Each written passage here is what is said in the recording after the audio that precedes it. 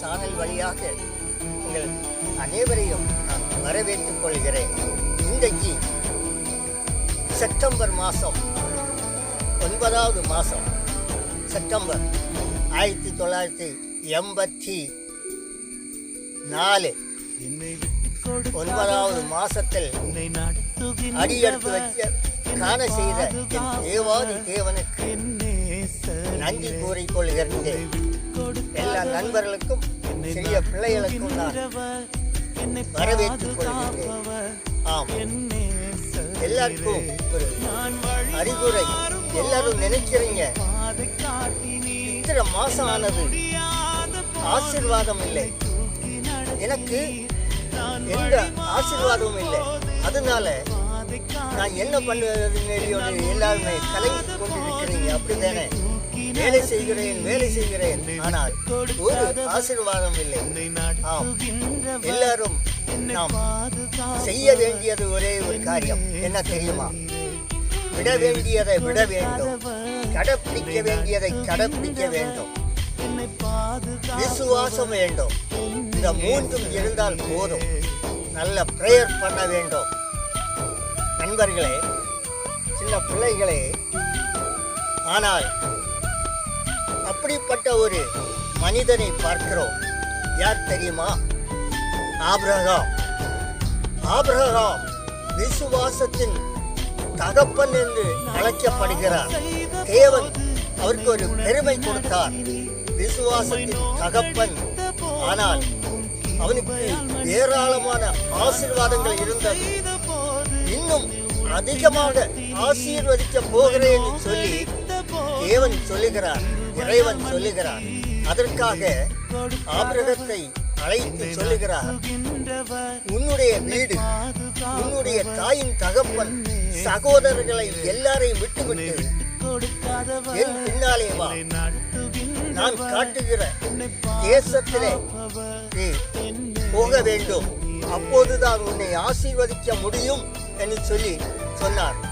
அது மாத்திரமல்ல, இரண்டாவது ஒன்று சொன்னார். என்ன தெரியுமா? உன்னுடைய சன்னதியை கடல் மணலை போல எண்ண முடியாத அளவுல உன் சன்னதியை பெருக பண்ணுவேன். வானத்தின் நட்சத்திரத்தை பாருங்கள், அதை எண்ண முடியுமா? எண்ண முடியாது. அதே போல சன்னதியை பெருக பண்ணுவேன் என்று சொன்னார். உடனே அவர் என்ன செய்தார் தெரியுமா? தன்னுடைய வேலை ஆட்களையும் கழுதைகளையும் மாடுகளையும் கூட்டிக் கொண்டு என்ன செய்கிறார்? அவர் சொன்ன கானான் தேசத்துக்கு தன்னுடைய மனைவியை கூட்டிக் கொண்டு செல்கிறார். பாருங்கள், வயோதி காலம். ஆனால் நடந்து அப்படியே செல்லுகிறார்கள். மலை குஞ்சுகள். அது மாத்திரமல்ல, அடுத்த ஒரு நாடை விட்டு இன்னொரு நாட்டுக்கு வழியாக செல்லும் போது அவர்களுக்கு சில கஷ்டங்களும் உண்டு, மற்றவர்களால் தொந்தரவுகளும் உண்டு. அதெல்லாம் எதிர்த்து போராடி கானான் தேசம் என்கிற இடத்துல கொண்டு செல்லுகிறார்கள்.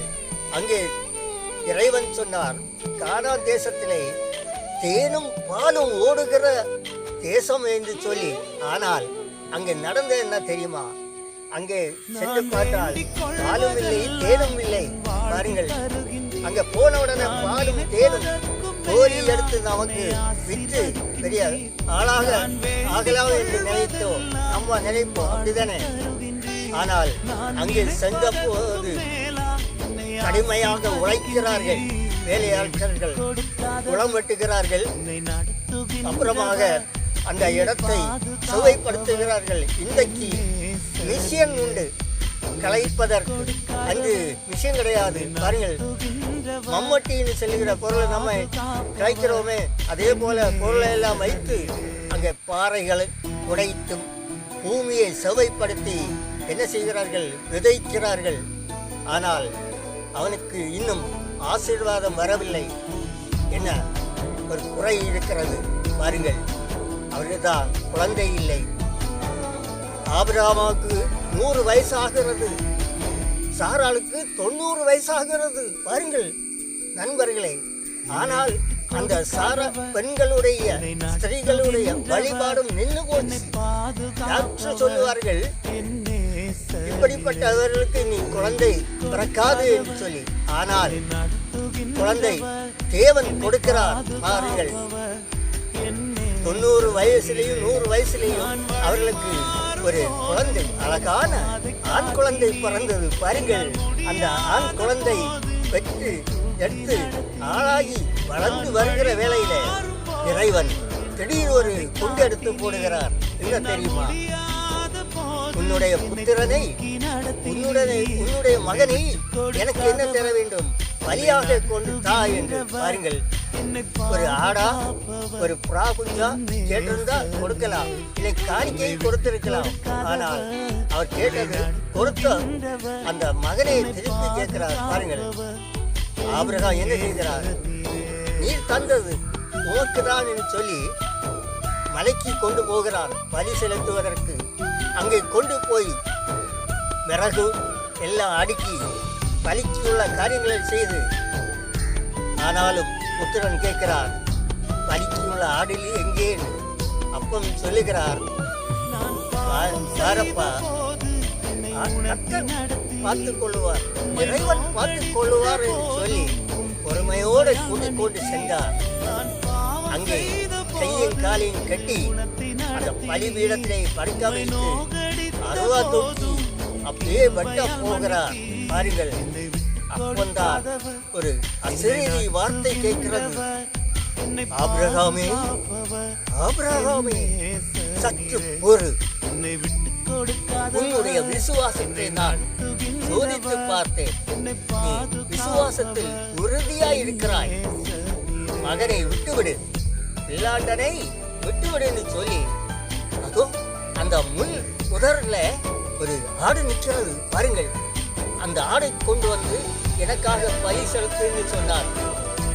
பாருங்கள், அவனை விட்டு விட்டார்கள். அந்த அளவுக்கு நாம் விசுவாசமாக இருப்போமானால் என்ன ஆசீர்வாதம் கிடைக்கும். அப்படியானால் நாம் இன்னொரு காரியம் செய்ய வேண்டும். விட வேண்டிய சில காரியங்கள் உண்டு. நீ பல தேவையில்லாத காரியங்கள் நீ செய்திருக்கலாம். விபச்சாரம் செய்திருக்கலாம், சாராயம் கஞ்சாவை போட்டிருக்கலாம், இன்னும் லஞ்சம் வாங்கி இருக்கலாம். இது போல பல தேவையில்லாத காரியங்கள் உண்டு. அதை நீ விட வேண்டும்.